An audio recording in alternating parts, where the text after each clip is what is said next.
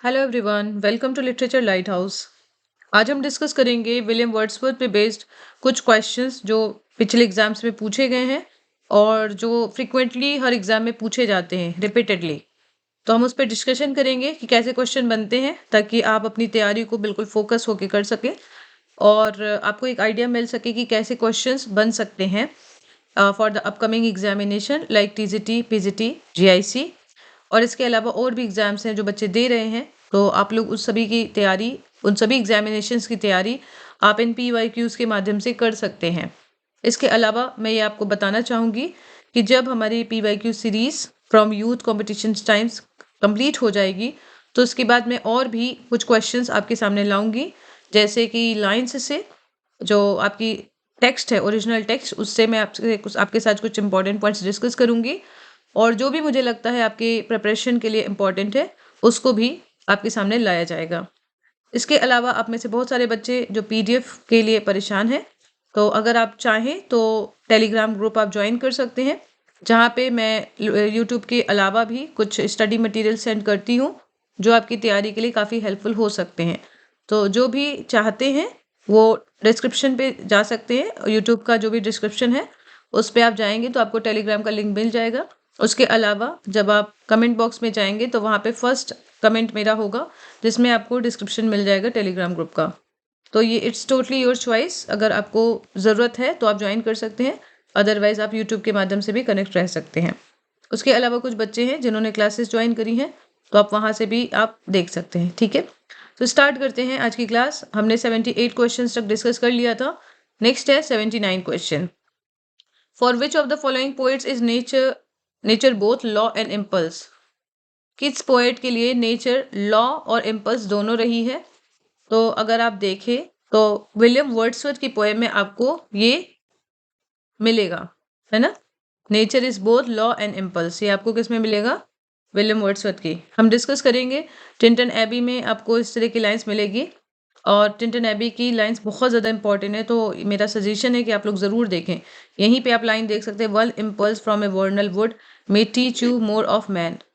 तो ये lines table turn की है, द टेबल टर्न। कई बार लोग इसे टिंटन एबी की लाइंस लगा देते हैं, तो आप यहाँ से देख सकते हैं। ठीक है, the child is the father of man, very very important line, paradox का एग्जाम्पल है। कई बार फिगर ऑफ स्पीच भी पूछा गया है, तो मेटाफर लोग लगा देते हैं, कई बार मेटाफर भी माना जाता है, पर पैराडॉक्स इसमें ज़्यादा माना गया है। ठीक है, तो ये लाइन किस पोएट की है? तो विलियम वर्ड्सवर्थ की है, माई हार्ट लीप्स अप। या इसके अलावा रेनबो, रेनबो आपको पोएम भी मिलेगी। इसके अलावा इसे इमोर्टैलिटी एट ओड में भी ऐड किया गया है। ओके, ये लाइन द थॉर्न में भी अपीयर होती है, ऐसा यहाँ पे पॉइंट है। ओके, तो आप लोग एक बार द थॉर्न की लाइन्स आप एक बार जरूर चेक कर लीजिएगा। ठीक है, पर आपको अपने एग्जाम के पॉइंट ऑफ व्यू से ये याद रखना है कि ये लाइंस रेनबो, द रेनबो और इसके अलावा इमोर्टैलिटी ओड में आती है। नेक्स्ट देखते हैं, O bless bird the earth we pace against appears to be an is fit have for thee. O bless bird the earth we pace again appears to be and is fit have for thee. मुझे ऐसा लग रहा है यहाँ पे कुछ lines नहीं है, एक बार आप चेक करिएगा। ये लाइंस इन्होंने ली है, विलियम वर्ड्सवर्थ की पोएम कुक्कू है। ठीक है, ये NVS में आए, नवोदय PGT में आए, कुक्कू से ली गई है। तो कुक्कू पोएम है, आप एक बार देख लीजिएगा जब पोएम की आप लिस्ट देखेंगे। तो यहाँ पे इन्होंने इस लाइन्स को मेंशन किया है। इस पोएम को 1802 में लिखा गया था और इसे पब्लिश किया जाता है 1807 में। ओके, नेक्स्ट देखते हैं, लिरिकल बैलेट्स, इसको कब पब्लिश किया गया? तो इसको मैंने कई बार आपसे डिस्कस किया है लास्ट क्लास में, 1798 में डिस्कस होती है। इसके 4 एडिशन आते हैं जिसको मैंने लास्ट क्लास में आपसे बताया है, 1798, 1800, 1802, 1805। तो आपको याद रखना है कि किस में क्या ऐड हुआ है, सारे मेजर पॉइंट्स आपको याद रखने हैं। 23 पोएम्स, आप लोग एक बार 23 पोएम्स को देखिएगा, 1798 में कौन कौन सी पोएम पब्लिश हुई थी, ये आप ज़रूर देखेंगे। उसके अलावा 1807 में पोएम इन 2 वॉल्यूम्स में जो जो पोएम आई थी उसको आप ज़रूर देखेंगे, क्योंकि कई बार पूछा जाता है कि ये पोएम किस कलेक्शन में पब्लिश हुई है। ओके, नेक्स्ट है, an account of growth of a poet's mind by Wordsworth is maintained in his autobiographical poem. तो ये भी मैंने आपको लास्ट क्लास में बताया था, द प्रेल्यूड, इसका अनदर टाइटल है growth of a poet's mind. Okay, इसका अनदर टाइटल है growth of a poet's mind. पहले इसका टाइटल रखा था या इन्होंने सोचा था poem to Coleridge. The title was decided by William Wordsworth, but as you all know, the prelude could not be published during his lifespan, and it was published by his wife Mary Hutchinson. तो title किसने दिया है, ये भी question पूछा जाता है. तो टाइटल मैरी हचिंसन ने दिया है. ऑटोबायोग्राफिकल पोएम है जिसे 14 बुक्स में डिवाइड किया गया है, ब्लैंक वर्ड्स में लिखा गया है. इसका फुल टाइटल आपको याद रखना है. इन्होंने लिखना शुरू किया था 1799 में एंड फिनिश किया है 1805 में. कई कई जगह मैंने 1798 भी पढ़ा है, तो इसे आप एक बार क्रॉस चेक करिएगा 1799 है क्या 1798 है, क्योंकि लास्ट क्लास में मैंने आपको 1798 बताया है. बट ये कहीं मुझे 1798 मिला है, कहीं मुझे 1799 मिला है. ठीक है, तो आप एक बार क्रॉस चेक जरूर कीजिएगा. और ये पब्लिश हुई है 1850 में इनकी डेथ के बाद. ठीक है, नेक्स्ट हमें देखते हैं. Who among the following said that in his early life he was fostered by two influences? तो टू इन्फ्लुएंसेस क्या हैं? पहला इन्फ्लुएंस है ब्यूटी, दूसरा है फियर. तो ये विलियम वर्ड्सवर्थ की लाइन्स है, इंपॉर्टेंट है. ओके, ये लाइन्स काफ़ी ज़्यादा इंपॉर्टेंट है. I can say most important lines में से एक है, और ये रिपीटेडली बहुत एग्जाम से पूछी गई है. One impulse from a vernal wood may teach you more of man, o more evil or more evil and of good than all the sages can. बहुत इंपॉर्टेंट लाइन है, जिसमें अपने फ्रेंड को बोलते हैं कि बुक्स की दुनिया से हटो, बाहर निकलो और नेचर से सीखो. ओके, विलियम वर्ड्सवर्थ की द टेबल टर्न आप लोग एक बार ज़रूर पढ़िएगा. टेबल टर्न की लाइंस बहुत इंपॉर्टेंट है. इनके फ्रेंड रहते हैं मैथ्यू, जो एक ग्रेट बुक वॉर्म रहते हैं. बुक वॉर्म बोलते हैं किताबी कीड़ा. ओके, इसमें 32 लाइन्स है और 8 स्टैंजाज है. बहुत छोटी सी पोएम है पर लाइन्स सारी इंपॉर्टेंट है. ठीक है, 8 into 4. और ये पब्लिश हुई थी 1798 में. ओके सॉरी, कंपोज हुई थी 1798 में और पब्लिश हुई है लिरिकल बैलेट्स में. ठीक है, 1798 में ही. नेक्स्ट है, आपको पार्ट्स ऑफ स्पीच जानना है. तो ये देखिए, पार्ट्स ऑफ स्पीच का क्वेश्चन है, मतलब ये ग्रामर से पूछ लिया गया है. यहाँ पे मिसप्रिंट हो गया है, तो पर हम डिस्कस कर लेते हैं. आपको पार्ट्स ऑफ स्पीच समझना है, जानना है, इसमें पहचानना है. तो मैं आप सभी के लिए ग्रामर की भी क्लास ले रही हूँ रेनन मार्टिन से. जिन्हें भी प्रॉब्लम है वो उस क्लास को देख सकते हैं. अभी हम नाउन चैप्टर डिस्कस कर रहे हैं, और इसके पहले हमने सेंटेंस, फ्रेज और क्लॉज भी डिस्कस किया था. तो देखिए, वहाँ से आपके क्वेश्चन बनेंगे पार्ट्स ऑफ स्पीच पहचानने के, या आपके सेंटेंसेस के टाइप्स, क्लॉज, ये सबसे क्वेश्चन आपके बनते हैं. तो अब देखते हैं आपको कितना आ रहा है. देखिए, recently there has been a steep rise in the price of agricultural products. अब रिसेंटली वर्ड आपका अंडरलाइन है. तो रिसेंट क्या है? एडजेक्टिव है, प्रेपोजिशन है, इंटरजेक्शन है, या एडवर्ब है? पहले अगर आप देखें तो रिसेंटली क्या दिखा रहा है? टाइम को दिखा रहा है. ठीक है, एडवर्ब के बारे में मैंने आपको बताया था कि ये एक ऐसा वर्ड होता है जो वर्ब, एडजेक्टिव या किसी और एडवर्ब की मीनिंग को मॉडिफाई करता है. तो यहाँ पे अगर आप देखें तो ये वर्ड रिसेंटली जो है वो मॉडिफाई कर रहा है. ठीक है, किसको मॉडिफाई कर रहा है? ये पूरे सेंटेंस को ही मॉडिफाई कर रहा है. ओके, तो ये आपका जो है वो रिसेंटली क्या हो जाएगा? एडवर्ब हो जाएगा. ओके, यहाँ पे देखिए कि लिखा होगा adverb standing at the beginning of sentences sometimes modify the whole sentences rather than any particular word. तो इस प्रेजेंट सेंटेंस में रिसेंटली जो है वो मॉडिफाई कर रहा है पूरे सेंटेंस को. ठीक है, तो आई होप आपको ये क्लियर है.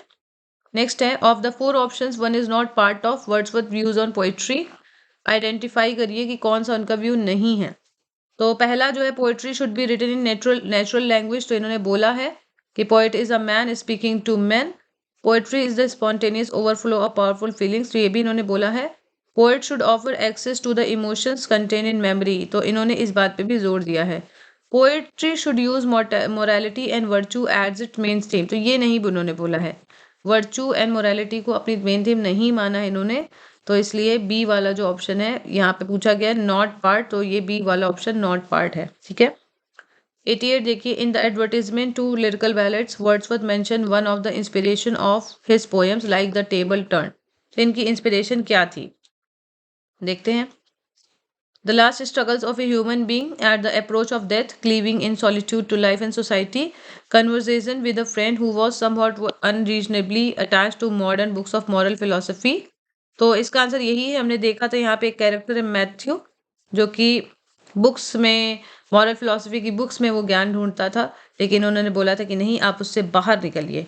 ठीक है, और भी ऑप्शन आप देख सकते हैं। Sketch characters under the influence of less impassion feelings, a well authenticated fact which happened in Warwickshire. तो यहाँ पे कोई ऐसी बात नहीं हुई है, आपको डायरेक्ट द टेबल टर्न का नाम दिया है, तो आपको उसी सीन पे फोकस करना है। और आपको पता है कि ये अपने फ्रेंड से बात कर रहे हैं और उसे बोलते हैं कि आप नेचर से सीखिए। ओके, नेचर से आप इतना ज़्यादा सीख सकते हैं जितना आप संतों से भी नहीं सीख सकते हैं, ऐसा इन्होंने बोला। तो he was doing a conversation with a friend who was somewhat unreasonably attach to modern book of moral philosophy. ठीक है, तो आई होप कि आपको ये क्लियर है। नेक्स्ट देखते हैं, which of Wordsworth odes are representative of irregular ode. Irregular ode को मैंने आपको लास्ट क्लास में भी बताया था। इनकी immortality ode one of the best examples है इरेगुलर ओड का। और जब आप एम एच अब्राम्स बुक पढ़ेंगे और उसमें ओड वाला जब आप टॉपिक पढ़ेंगे, तब आपको वहाँ पे एग्जाम्पल्स दिखेंगे। और रोमांटिक एज की जो ओड्स हैं उसको इरेगुलर ओड्स के एग्जाम्पल्स में दिया गया है। तो मेरी ये सलाह है कि उसे आप ज़रूर पढ़ें, और आप ऑथेंटिक बुक से पढ़ें तो आपके एग्ज़ाम के लिए ज़्यादा अच्छा होगा। तो मैं एम एच अब्राम्स भी जल्द ही शुरू करूँगी, क्योंकि बहुत बच्चों की रिक्वेस्ट है एम एच अब्राम्स शुरू करने की। तो उसको टाइम निकाल के हम शुरू करेंगे और थोड़ा थोड़ा करके हम सीखेंगे। ठीक है, तो ये क्या है ओड, इमॉर्टैलिटी ओड। ये ग्रेट ओड है, कंप्लीट की गई है 1804 में और पब्लिश इसे की गई है 2 वॉल्यूम से, पोएम्स इन 2 वॉल्यूम्स। तो आपको ये याद रखना है कि इनकी कौन सी पोएम लिरिकल बैलेट्स में आती है और कौन सी पोएम्स इन 2 वॉल्यूम्स में आती है। ठीक है, 11 स्टैंजाज इसमें होते हैं और इरेगुलर ओड का ये एग्जाम्पल है। और ये इसमें कंबाइन किया है इन्होंने कॉलरिज की कन्वर्सेशनल पोएम के एस्पेक्ट। ठीक है, नेक्स्ट है, which are the two birds that the solitary reaper is compare to in Wordsworth poem the solitary reaper. तो इन्होंने कंपेयर किया है, किससे कंपेयर किया है? नाइटिंगल एंड कुकू से। किससे कंपेयर किया? नाइटिंगल एंड कुकू से। ये थोड़ा सा आपका एक स्टैंडर्ड का क्वेश्चन है, इसे आप जरूर देखिएगा। यहाँ पे देखिए इंपॉर्टेंट पॉइंट है, the poem was inspired by his and his sister Dorothy's stay at the village of Strathyre in the parish of Balquhidder in Scotland. ये स्कॉटलैंड में अपनी बहन के साथ रुके हुए थे और वहीं से इंस्पायर है। और इन्होंने सॉलिटरी रीपर को कंपेयर किया था नाइटिंगल और कुकू के सॉन्ग से एक्चुअली। ठीक है, यहाँ पे लाइन आती है, no nightingale did ever chant. Line आपको याद आ गई होगी, है ना? He goes on to say that a cuckoo bird at its best during springtime cannot hum a tune better।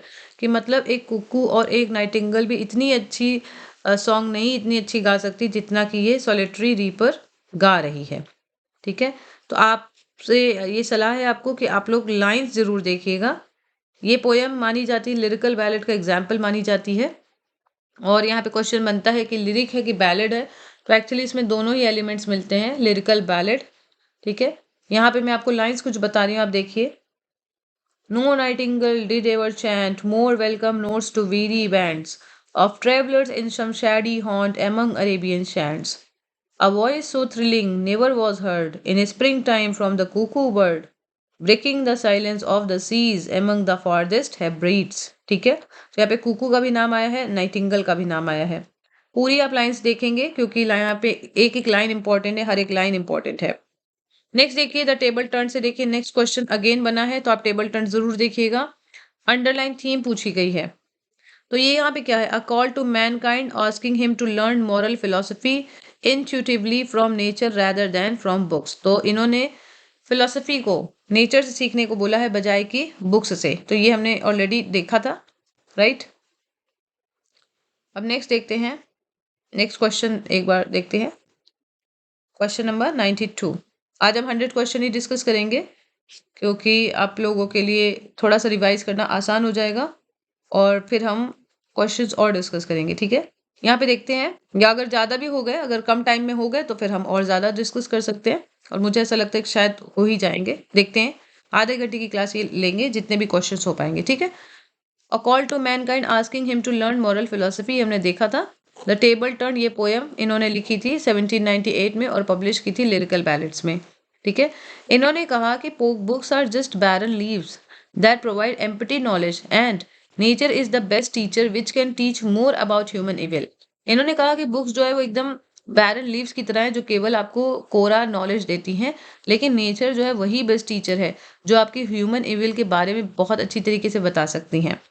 और इन्होंने डिस्क्राइब किया है beautiful songs of birds like the woodlands, linnet and the throstle. ठीक है, ये आप याद रखेंगे। Okay, which of the following is Wordsworth explanatory note about the poem I wonder lonely as a cloud. Explanatory note बताइए क्या है इसमें। तो I wondered lonely as a cloud मतलब डैफोडिल्स। ठीक है, डैफोडिल्स आपको याद रखनी है। तो the subjects of the subjects of these stanzas is rather an elementary feeling and simple impression approaching to the nature of an ocular spectrum upon the imaginative faculty rather than an excursion to it। तो ये इन्होंने एक exemplary आप कह सकते हैं note add किया था, एक्सप्लेनेटरी नोट ऐड किया था, और डैफोडिल्स के बारे में इन्होंने ये बताया था कि ये किस तरह की पोयम है और वो किस तरह का अपना आप कह सकते हैं एक डिस्क्रिप्शन दे रहे हैं। ठीक है, तो उन्होंने नेचर नेचर का जो इम्प्रेशन उनके ऊपर पड़ा उसको उन्होंने अपनी लाइंस के माध्यम से एक्सप्रेस किया है। ओके, तो अगर आपने डैफोडिल्स पोएम नहीं पढ़ी है तो आप उसको एक बार ज़रूर पढ़िए और आपको लाइंस बहुत अच्छी अच्छी मिलेगी। I I wonder lonely as a cloud, 10,000 I saw at a glance, ये बहुत इंपॉर्टेंट है।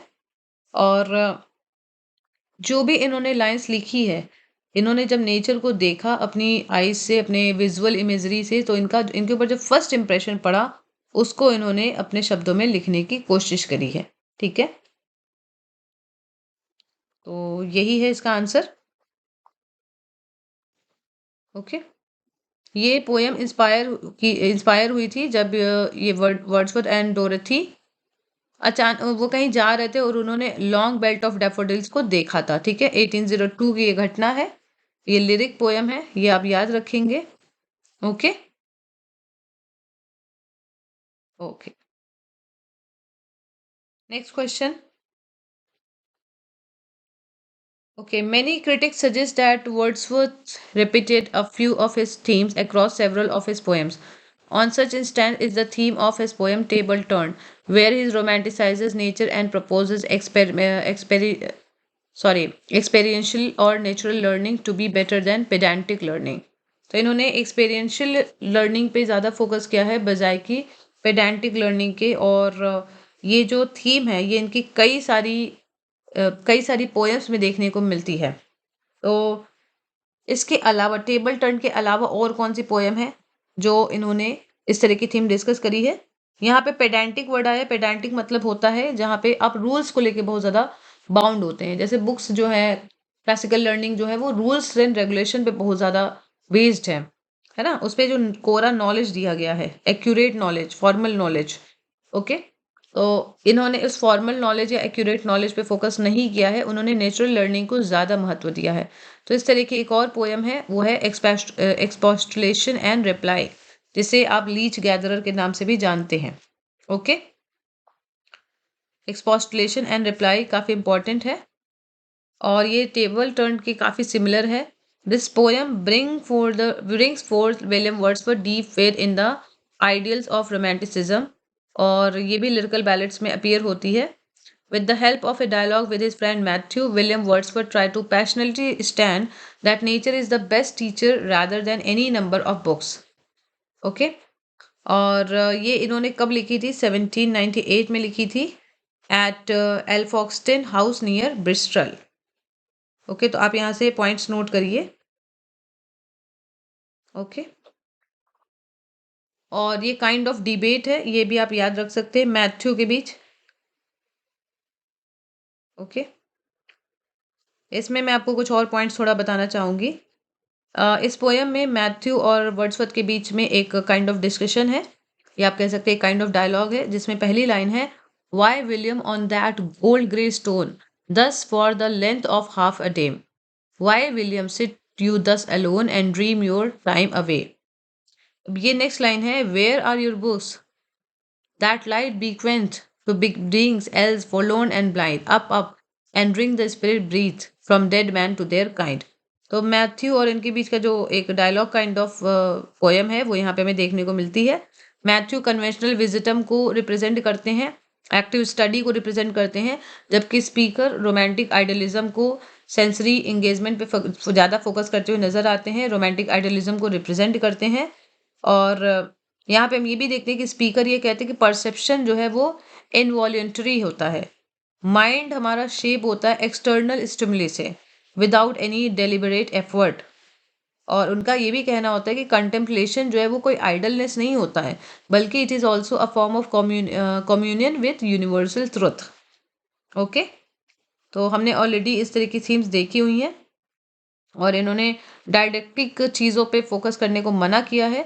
डायडेक्टिक वर्ड्स जो प्रमोट करती हैं मोरल को, या आप कह सकते हैं एक लर्निंग को that is based on rules, उसको ये फोकस नहीं करते, उस पर ज़्यादा एम्फेसाइज नहीं करते हैं।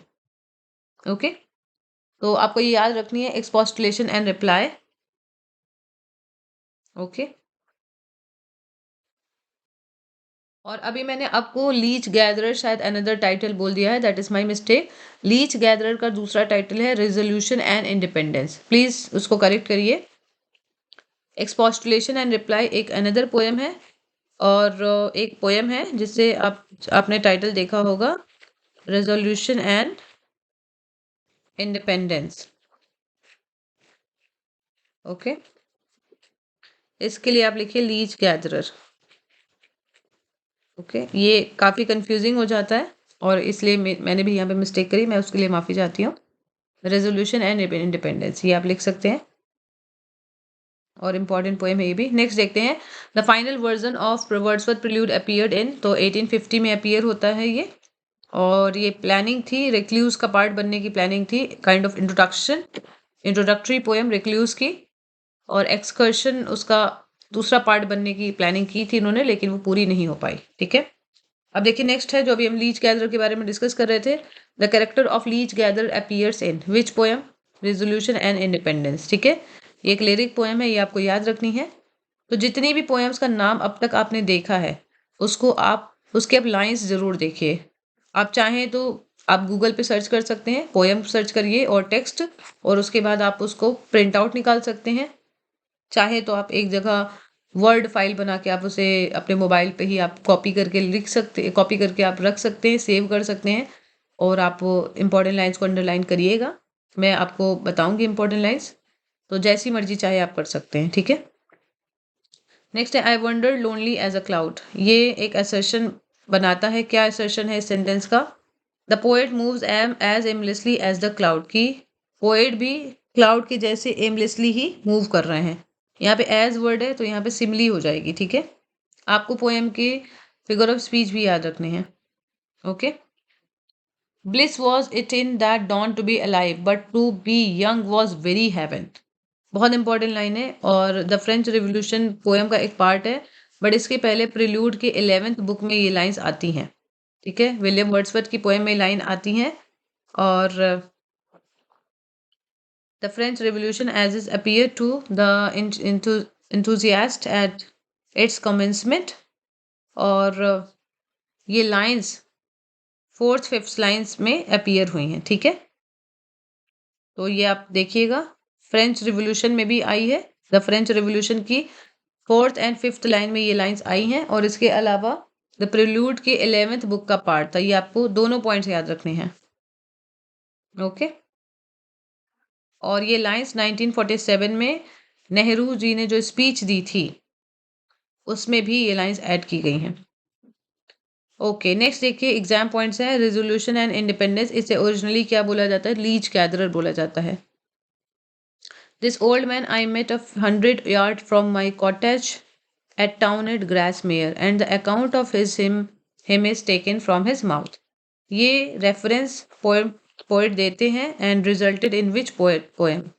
एक्चुअली इन्होंने बताया है कि वो बहुत समय पहले एक ओल्ड आदमी से मिले थे जब वो ग्रास मेयर में रहते थे, और इनकी कॉटेज से कुछ दूरी पे ही वो आदमी था, और उनकी बातों को जब सुना, उस बूढ़े आदमी की जो जो बातों को उन्होंने सुना, उसके बेसिस पे ही इन्होंने लीच गैदरर पोएम लिखी है। बहुत इंपॉर्टेंट है, इसमें कॉटेज को क्या थी, उनके बेटे का नाम था लीच गैदरर के बेटे का नाम, ये सब आपको याद रखना है। ठीक है, रेजोल्यूशन एंड इंडिपेंडेंस इसका दूसरा टाइटल है, ये हमने अभी डिस्कस किया है।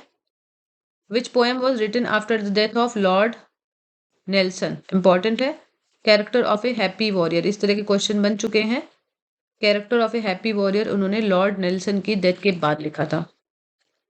वर्ड्सवर्थ की ब्रदर, इनकी डेथ हो गई थी, तो कैसे हुई थी? तो शिपरेक में इनकी डेथ हो गई थी 1805 में। ओके, 1805 में इनके ब्रदर की डेथ हो जाती है। ये आप नोट करेंगे, जिनका नोट नहीं है वो लिख सकते हैं। ओके, इनके ब्रदर का नाम जॉन होता है और ये सी में जाते हैं और शिपरेक हो जाता है। और इसके अलावा 1810 में कॉलरिज के साथ इनकी दोस्ती भी टूट जाती है, ये भी आप नोट करिएगा। 1795 में ये कॉलरिज से मिलते हैं समरसेट में, लेकिन क्योंकि कॉलरिज ड्रग एडिक्ट हो जाते हैं, ओपियम ईटर हो जाते हैं, इसके कारण इनके दोनों की जो फ्रेंडशिप है वो खराब हो जाती है। ठीक है, ओके। और इसके अलावा एक पॉइंट और नोट करेंगे, 1812 में इनके 2 बच्चों की डेथ हो जाती है वर्ड्सवर्थ के। तो बहुत सारी चीज़ें एक साथ होती हैं। ओके, नेक्स्ट देखते हैं, the word is too much with us, ये पोएम पब्लिश होती है। तो ये पोएम कब पब्लिश होती है? 1807 में। ठीक है, 1807 में पोएम इन 2 वॉल्यूम्स में पब्लिश होती है, 1806 नहीं है। Okay, the poem mutability, mutability इनकी पोएम है, इन्होंने 1821 में इसको पब्लिश किया था। ये आप नाम याद रखिएगा, ईयर तो वैसे मैंने कभी देखा नहीं है, इसका पूछा नहीं गया है मतलब एग्जाम में। नेक्स्ट है stern daughter of the voice of God, stern daughter of the voice of God.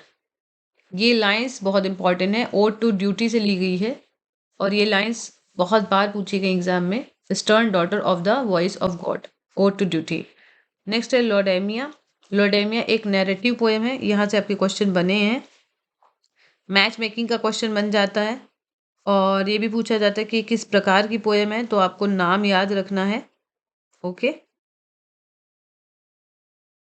The sweetest thing that ever grow besides a human door, ये लूसी पोएम्स का पार्ट है, 2 लूसी पोएम से line ली गई है। The sweetest thing that ever grow besides a human door, okay, 2 Lucy से ली गई है। इफ सॉलिट्यूड और फियर और पेन और grief should be Dai portion, यहाँ पे ये पोएम में वर्ड्सवर्थ किसको रेफर कर रहे हैं? तो टिंटन एबी से लाइन ली गई है।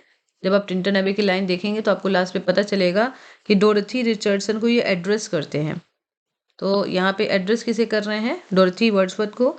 और ये समझा रहे हैं कि आप भी नेचर से कुछ सीख लीजिए और जब कभी आपको अपनी लाइफ में फियर, पेन या ग्रीफ महसूस होगा तो नेचर से आप जो भी सीख रही हैं वो आपको गाइड करेंगी। ठीक है, ओके। इसके अलावा इनकी एक पोएम माइकल बहुत इंपॉर्टेंट है। माइकल एक पेस्ट्रल पोएम है, कई बार पूछा गया है कि किस तरीके की पोएम है। इसको इन्होंने 1800 में लिखा था और ये नैरेटिव पोएम है, ब्लैंक वर्ड्स में लिखा गया था, ये भी आप लिख सकते हैं, ब्लैंक वर्ड्स में लिखा गया था। इसमें माइकल की बात होती है। अच्छा, लीच गैदरर में मैंने आपको बता दिया था शायद हट और कॉटेज का, लीच गैदरर में वो सन का जिक्र नहीं है, ये आप करेक्ट करिएगा। माइकल में जिक्र है, ठीक है, इनके सन का जिक्र है। माइकल का सन रहता है, उसका नाम रहता है ल्यूक, लीच गैदरर में नहीं है, ठीक है, उसको आप करेक्ट कर लीजिएगा। माइकल के सन रहते हैं, इनका नाम है ल्यूक, और माइकल की रहती है कॉटेज, इसका नाम रहता है द इवनिंग स्टार। ये दोनों इंपॉर्टेंट है। माइकल की कॉटेज का क्या नाम है? The evening star. इसमें बताया जाता है कि जो माइकल का एक सन रहता है वो जाता है शहर में कमाने, लेकिन वहां पे उसकी संगत खराब हो जाती है। ठीक है, और ये कॉटेज में रहते हैं द इवनिंग स्टार में। ओके, यहाँ से ये आपको इम्पोर्टेंट ध्यान रखना है कि जॉर्ज एलियट जो एक राइटर रही हैं, उनका एक नॉवेल रहा है सिलास मैरिनर। ठीक है, क्या नॉवेल का नाम था? Silas mariner. Okay, by George Eliot. Okay, तो इस नॉवेल का एपिग्राफ यही इस पोएम से ही लिया गया है। The epigraph of Silas mariner is taken from the poem Michael by William Wordsworth. Okay, अच्छा, इनके सन का क्या नाम था अभी मैंने बताया, इसमें ल्यूक नाम था। कॉटेज इंपॉर्टेंट है, कॉटेज का नाम है the evening star. Okay. Nature never did betray the heart that loved her, ये टिंटन एबी की लाइन से, बहुत इंपॉर्टेंट लाइन है। Wordsworth mention about Robert Burns and Thomas Chatterton, ये किसमें मेंशन करते हैं, ये भी पॉइंट इंपॉर्टेंट है। Robert Burns and Thomas Chatterton को डिस्कस करते हैं, ये मेंशन करते हैं किसमें, resolution and independence. Resolution and independence कौन सी पोएम थी, लीच गैदरर, ठीक है, लीच गैदरर। ओके। नेक्स्ट है, not without hope we suffer and we want, ये बहुत इंपॉर्टेंट लाइन्स हैं, इंपॉर्टेंट है। पील कैसल से लाइन्स ली गई हैं। Not not without hope we suffer and we want, Peele castle से लाइन दी गई, ठीक है। The poem Peele castle was the poem elegiac stanzas were suggested by a picture of Peel Castle in a storm painted by, ये पील castle जो है, ये पील castle poem एक इन्होंने एक पेंटिंग देखी थी, पील कासल इन अ स्टॉर्म, ठीक है, वहीं से इंस्पायर है। तो वो पेंटिंग किसने पेंट करी थी, सर जॉर्ज ब्यूमेंट ने। किसने पेंट करी थी, सर जॉर्ज ब्यूमेंट ने। तो यहाँ से इंपॉर्टेंट पॉइंट है कि पील कासल कहाँ से इंस्पायर हुई थी, तो it was inspired by a painting that was painted by sir George Beaumont. Painting का नाम क्या था, पील कासल इन अ स्टॉर्म, ठीक है, और इस पोएम को एलिजाइक स्टैंजास में लिखा गया है, ठीक है। इसमें लाइंस इंपॉर्टेंट है, not without hope we suffer and we mourn, okay. Milton thou shouldst be living at this hour, बहुत इंपॉर्टेंट लाइन्स हैं। Milton thou shouldst be living at this hour, to Milton से ली गई है, London 1802 की lines हैं। आप लोग पूरी लाइन्स देखेंगे लंदन 1802 की, okay. The soul was like a star and dwelt apart, ये किसकी सोल की बात कर रहे हैं, मिल्टन की। तो ये बहुत इंपॉर्टेंट लाइन्स है और इसको हमने ऑलरेडी डिस्कस किया है। अल्टरनेटिव टाइटल ऑफ रुथ, बहुत इंपॉर्टेंट है। रुथ इन्होंने पोएम लिखी है और इसका अल्टरनेटिव टाइटल भी कई बार पूछा गया है। जैसे देखिए, दो तीन पोएम है जिसका आपको अल्टरनेटिव टाइटल याद रखना है। एक तो लूसी ग्रे, लूसी ग्रे का सॉलिट्यूड है, ठीक है। उसके अलावा रूथ इसका है द इन्फ्लुएंस ऑफ नेचर, ठीक है, एक ट्रैवल पोएम है ये, आप यहाँ पे नोट कर सकते हैं, it is a travel poem. उसके अलावा जैसे लीच गैदरर है ना, तो इन सब का भी टाइटल आपको याद रखना है। रेजोल्यूशन एंड इंडिपेंडेंस क्या टाइटल है इसका दूसरा, रेनबो, डैफोडिल्स, ये सब आपको याद रखना है। इनके अनदर टाइटल्स मैच करने के लिए कई बार पूछे गए हैं। तो द इन्फ्लुएंस ऑफ नेचर, ठीक है। नेक्स्ट लाइन्स देखिए, the language of poetry is a selection of the real language of man in a state of vivid sensations, ये लाइन्स इन्होंने जब पोएम की जो लैंग्वेज कैसी होनी चाहिए उसकी जब बात करते हैं, पोएटिक डिक्शन की बात करते हैं, तो वहां से लाइन्स ली गई हैं। वर्ड्सवर्थ की लाइन्स है, ये हमें पता ही है। It may be safely affirm that there neither is nor can be any essential difference between the language of prose and metrical composition, ये दोनों ही बहुत इंपॉर्टेंट है, वेरी इंपॉर्टेंट, ठीक है। कई बार lines fill in the blanks के form में पूछी जाएंगी। जैसे विविड सेंसेशन, यहाँ से line fill in the blank से कुछ पूछी जा सकती हैं, या आपको लाइन पहचानने को आ सकती हैं। दोनों ही इंपॉर्टेंट है। वर्ड्सवर्थ की पोएटिक थ्योरी से ही ये लाइन्स आती हैं। There there neither is nor can be any essential difference between the language of prose and metrical composition, ठीक है। Prose and metrical composition, metrical मतलब जो मीटर से कंपोज किया गया, मतलब पोयम।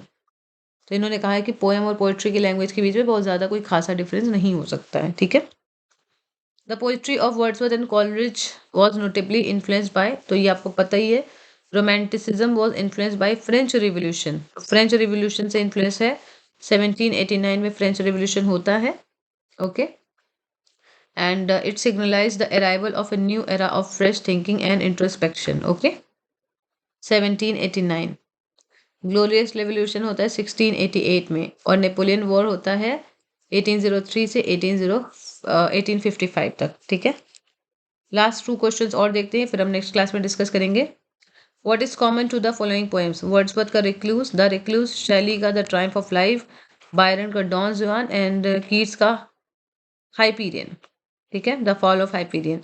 ये सभी पोएम अनफिनिश्ड है, ये इंपॉर्टेंट है, ये सभी पोएम्स अनफिनिश्ड है, कंप्लीट नहीं है, okay. Wordsworth had for years been making plans to write a long philosophical poem in 3 parts, जिसको इन्होंने क्या बोला था, द रिक्लूस 3 पार्ट्स में इन्होंने पोएम बनाने की कोशिश करी थी, लॉन्ग फिलोसॉफिकल, बट ये पूरी नहीं हो पाई थी। शैली का द ट्रायम्फ ऑफ लाइफ बहुत इंपॉर्टेंट है। 1822 में इनकी डेथ होती है और इसके पहले का लास्ट मेजर वर्क यही है और ये ख़त्म नहीं हो पाया था। बायरन का डॉन जुआन ये एक सैटिरिकल पोएम है। 16 कैंटो में इन्होंने लिखा था और अनफिनिश्ड है 17 कैंटो। कई बार यहाँ पे कैंटो के नंबर पूछे गए हैं। इनकी 1824 में डेथ हो जाती है, पूरा नहीं हो पाता ये। हाइपीरियन ये भी एक एबेंडेंट एपिक पोएम है और इन्होंने ये पोएम लेट 1818 से लिखना स्टार्ट किया था 1819 तक, लेकिन फिर उन्होंने इसे गिव अप कर दिया। बहुत ज़्यादा क्रिटिसिज्म हुई थी इनकी। Okay, which romantic poet coined the phrase spot of time बहुत इंपॉर्टेंट है। स्पॉट ऑफ टाइम किस वर्क में इन्होंने कॉइन किया है ये भी पूछा जाता है। द प्रेल्यूड में, ठीक है, बुक 12 में ये कॉन्सेप्ट आया था। द प्रेल्यूड में spot of time. Spot of time होता क्या है, मतलब वो मोमेंट जब आप अपनी मेमोरीज को याद करते हैं, ठीक है, आपके माइंड में कोई मेमोरी है जो पहले की, जिसे आप कनेक्ट करते हैं, चाहे वो चाइल्डहुड की मेमोरी हो या नेचर से रिलेटेड कोई मेमोरी हो, ठीक है, जिससे आपको एक साइकोलॉजिकल स्ट्रेंथ मिले या आपको एक डीपर सेंस ऑफ कनेक्शन महसूस हो, उसे इन्होंने स्पॉट ऑफ टाइम बोला है। और कहीं ना कहीं ये जो स्पॉट ऑफ टाइम है ये एक पोएट को दोबारा से एक रिवाइवल काइंड ऑफ फीलिंग देता है, ठीक है। इनके पास्ट एक्सपीरियंसेस को एज अ ट्रांसफॉर्मेटिव वे में एक सोर्स ऑफ इंस्पिरेशन है, सोर्स ऑफ विजडम के रूप में लाता है, ठीक है। और पास्ट एक्सपीरियंस चाहे अच्छे हो चाहे बुरे हो, दोनों की बात की गई है। इन्होंने मेमोरीज को as a part of inspiration बोला है, ठीक है। तो इसको आप लोग याद रखेंगे। तो आज के लिए इतना ही डिस्कस करते हैं, ठीक है। और इसके बाद नेक्स्ट क्लास में हम डिस्कस करेंगे बाकी के क्वेश्चंस। तो अभी कई सारे क्वेश्चंस हैं, आई थिंक 2 क्लास और होंगी, 2 या 3 क्लास और होंगी क्वेश्चंस पे। तो थोड़ा-थोड़ा क्वेश्चंस डिस्कस करते हैं जिससे आपको समझने में आसानी हो और आप थोड़ा-थोड़ा करके याद करेंगे तो आपको चीज़ें याद होंगी। आप एकदम मशीन की तरह पढ़ेंगे चीज़ों को तो फिर वो चीज़ें वाइप आउट हो जाएँगी आपके माइंड से। इसके बाद हम next poet John Milton discuss करेंगे, जो कि टीजीटी के अलावा आपके जीआईसी के लिए भी इम्पोर्टेंट है। और आप में से कई लोग एलटी की तैयारी कर रहे हैं, तो मैं एलटी के लिए आपके साथ क्वेश्चंस भी शेयर कर रही हूँ, ठीक है। बीच में कुछ वजह से शेयर नहीं कर पाई थी, बट डेफिनेटली मैं अभी नॉवल पे डिस्कस कर रही हूँ, तो नॉवल पे जल्द ही आपके साथ क्वेश्चन आंसर शेयर करूँगी। तो आप लोग ज़रूर बताइएगा कि आपके लिए वो हेल्पफुल है या नहीं। तो मिलते हैं नेक्स्ट क्लास में। Thank you so much, take care.